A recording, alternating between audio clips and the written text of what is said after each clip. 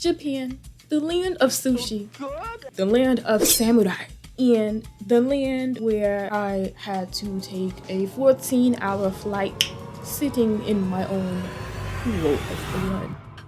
10 out of 10, highly recommend. Hello you all, my name is Zakora. What better way to start off this channel than to talk about the best first trip of my life?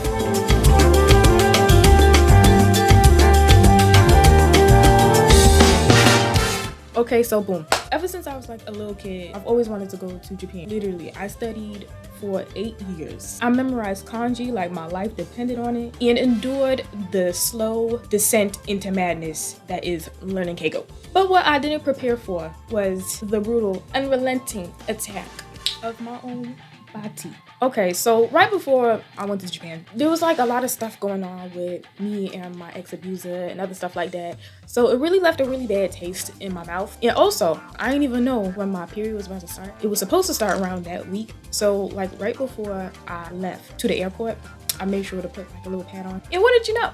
As soon as I stepped into that airport, blood started coming out my uterus.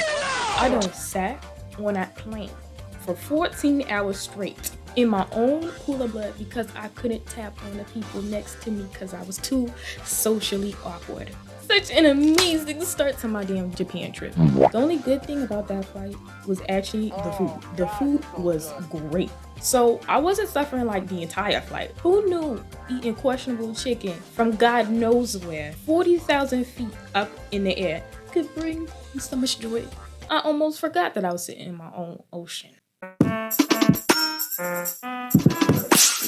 So after 14 hours of my own suffering, I booked it to that bathroom. And I told one of my nearby peers to watch over and make sure the group doesn't leave me. It took like two minutes.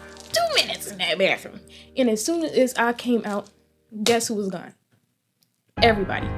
Vanished into the damn air. So what I had to do was walk around, try and find my group while NASA was training its damn astronauts there because that goddamn airport was the size of the goddamn moon. Eventually though, I did find them at the exit. Once we got to our hotel, we did what normal teenagers would do in Japan at 8 p.m. Go to a konbini. Now, if you know anything about Japanese convenience stores, you literally can find like anything in there. And you want to know what I found? My brilliant peer, Haruki, buying a porno as his first souvenir. Oh, Haruki, you absolute prankster. Fast forward through the trip though. We went through many tourist spots like Nakasendo Trail, where we had to walk a grueling 3 hours to see a very abandoned town and some script at the bottom of a table. Matsumoto Castle, where we got to go inside and almost die from those damn death stares that they got in there. We also almost got to get squashed by my very, very, very big boned lovely sensei. Everyone stay clear until he was up the stairs. And after all the trail of doom, where one slip can send you into Narnia, we got to visit my buddy Miles's family, snow monkeys. After that though was the time that we had to go visit our host families, which was absolutely exciting for me. And the trip finally actually got good. Yeah, no, those first few days that I was in Japan, did not like it. So my host family was literally angels, and like they for whatever reason they done treated me like royalty. So what happened first was we met at school. We got on the train. We went to go meet up with my host mama and my host sister at a little restaurant, and they were all so sweet. It almost made me cry. And I don't like mean to brag or nothing, but my Japanese is pretty good. No. And so like there wasn't really any like language barrier at all, really. Unfortunately though, to their disbelief, I couldn't use chopsticks. This is all I got. This is all I got. Yeah. Imagine me, someone who's been learning Japanese for 8 years, not knowing how to wield chopsticks. How embarrassing is that? And after 30 minutes of dishonoring my family, being the only one not knowing how to use chopsticks, we finally left to start our bonding ritual at their crib. I gave them some nice little souvenirs like 3 plushies for all the sisters, some home decor for the mama, some gloves for the papa, and guess what they gave me in return? I bet you won't guess. Plushies? No. Manga? As if. Imagine my surprise when they done pulled out the nigga book. What they done did was give me a book with nigger plastered on the front of the page. That's right. They done gave me the nigger book. Or more specifically, nigger horn. My host then started telling me how she was like interested in like Black culture whilst also using nigger in each and every single sentence. How delightful for my first ever host experience for the host family to call me a slur on the first day. Yeah. I didn't have the heart to tell them that they couldn't say the word. So I kind of like just sat there and took it and just kept hearing her call me the N-word. I was like, damn. The way I done picked up my phone to text my group chat, hey, like if I don't respond by the end of the day, I'm gone. All jokes aside though, they were the best. Like they made it up to me by, making my favorite food. Like they made takoyaki that night and made a cake with peaches all over it because my name in Japanese is Peach. Now, y'all remember how I'm like really, really good at Japanese, right? Like I'm absolutely superb. I understood everything that they said, right? You would imagine that I gave like a flawless introduction, right? Yeah. So when I got up there, I done stood up there proud. I thought I was gonna give them the best introduction that they've ever heard in their life. Ohayou gozaimasu. Yeah. No, that's it. That was all. 8 years of studying and I forgot every single word in Japanese except Ohayou gozaimasu. I done put a great impression on us Black people, huh? I'm looking kind of good or whatever. Y'all don't even. Blush kind of faded out. Oh my god, I'm so sorry, guys. I literally had an entire speech ready. Like my hobbies, my desires, my life story, and all I could muster out was Ohayou gozaimasu. All really I could do after that was go sit down in shame. Another really memorable memory was when I went to the English teacher and I said, "Sensei, watashi to eigo o hanashite kuremasu ka?" So right after that, he said, "Chotto matte, chotto matte," and booked it out the class. And I didn't even see him until the next day. When that next day came around though, this man came up to me and asked me to teach the English class. English teacher not knowing English. It's whatever.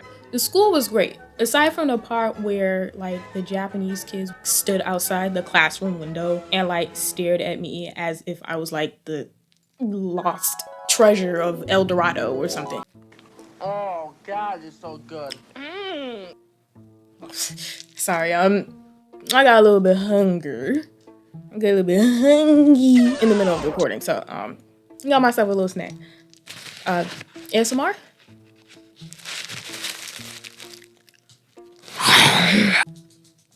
I got like pure bread. I hate America. They really be trying to like recreate other country foods and then they like flop. How do you flop that bad? We're America. We like colonize everything, bro. Why am I tasting pure wheat? Why am I tasting wheat bread from this white bread? I'm still gonna eat it though, even though this taste is just disappointment. So good. Damn dog.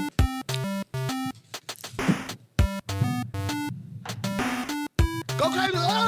Go stupid. Cabo. Habo. Parvos. What's going on?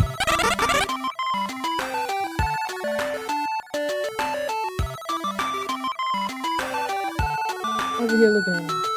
Ugh, the nerve.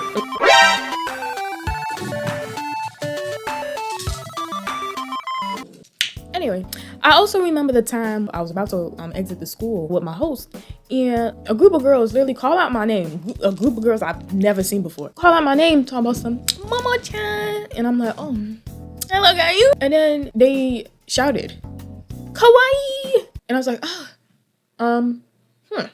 Now, what did I do? Did I A, say thank you? Did I B, embrace the compliment?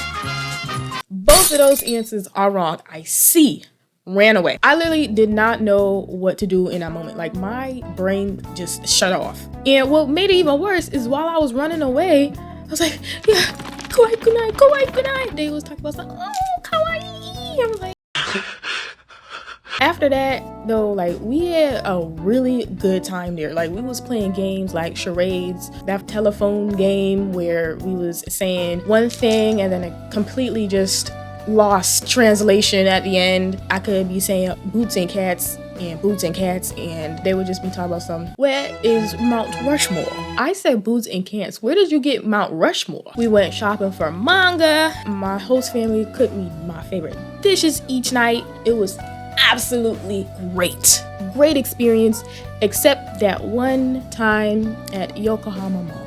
Everything started off great until like halfway into shopping. Oh yeah, I forgot to say that I had met with the oldest sister. She finally came back because I was only with the first two sisters, my host and my host sister. So host sister number 2 came back. You know, I think she was like 27. I think she's like 29 now. She literally looked like she was 15. Asian people don't be Asian. Asian people don't be Asian till like they're like 50. So like I was saying, everything was going great until the time where I had to go use the bathroom. So I went and dropped the biggest nuke that even Russia would be jealous of. I knew that just in like a few minutes, the entire country was going to have to shut down because of the biohazard that I let drop off. Unfortunately for me though, there was an entire line outside of the bathroom. Literally, there was an entire line, like 20 women trying to use the bathroom after me. Bro, I was not coming out that bathroom. What kind of impression would that leave us foreigners, especially as black people? We already have a bad rep in Japan because of those ugly little black dudes that was over here doing doodle tricks on the train, disturbing them Japanese people.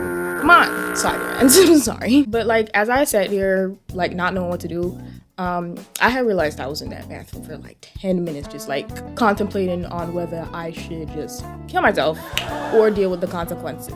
Literally, I was chilling in that bathroom with this just frolicking around the stall. And I had realized that my host was waiting for me and she probably was wondering where the hell I was at. So what I finally decided to do was book it out the stall. I was gone. I literally, no one saw me for real. I literally left and I didn't even like stop to see whether I left a trail of deceased Japanese people. Let's not even get into that. But I knew for a fact they done fell down like dominoes. The rest of the day, it was fine. It was fun. Like, we just went home, ate some more, and I was just, sitting there depressed. The day after that, I had to leave my host family and go back with our group. I didn't want to. I was devastated, but for the rest of the trip, it literally went like downhill. It was worse than when I got there. So I really just like stayed in my hotel, like cried, slept. There's literally nothing else for me to do really, because I didn't have any friends there. It was only the juniors and seniors on the trip, and they were already like acquainted with each other, and I was like the odd one out because I was the only sophomore. Because I was in Japanese IB4 when I was a sophomore. IB2. I done told y'all I was getting up with the yeah. Anyway, I wasn't doing good mentally or emotionally, like at all. I only left the hotel room when I was like supposed to, which was only like 2 times. The last time I went out was to go do karaoke that I ain't even want to do. Also, I had a little crush on one of the white guys there, really bad. I know, Dr. Umar. Look, I didn't know he was racist. To my dismay, somehow they managed to sing all of my favorite songs off beat, off key, off note. And like while all of that was happening, one of the dimwits in the group had like the brightest idea to go meet up with this imaginary Japanese girl and managed to go the wrong way. Literally everyone in the group chat was freaking out, asking him where he was, because like he didn't want to even like answer his phone. Like he decided that he was going to say, oh, I'm on the way, I'm lost. And then he just decided to like not answer his phone after that, I guess to make people worry about him. I'm not even too sure. He then said that his phone was dead and whatever. And we was just like, yeah, okay, whatever. This was like our last day in Japan. And like, we didn't want this to affect our future endeavors. This guy was by far the dumbest guy I've ever had the misfortune to interact with. Like literally, how do you start drama in Japan on the last day? After all the jibber jabber, color me shocked when that nice little white guy decided that he's going to send an entire novel paragraph to the group chat talking about, I don't even remember where, but like literally no one gave a shit about the paragraph. I bet he sent that with his feet swinging in the air, giggling. The only thing that we was caring about is whether we was going to go back to the hotel safe and sound, or there was going to be like an American shooting TM Japanese edition. No one cared about his little school shooter rant, and we all went about our night. So that's really it. Like, I did enjoy the trip. I like summarized most of the points. There was more of the trip that I didn't like cover because more video ideas. I didn't hate the trip, but I didn't like really enjoy it too much either because of the baggage that I went there with and the people that I was with there. It was very peaceful when I was like walking alone in the city. I think I preferred that. Yeah, I preferred that. It was very peaceful when I didn't like have one of the damn Columbine shooters up my back, afraid whether I was going to die when I stepped into that hotel. A little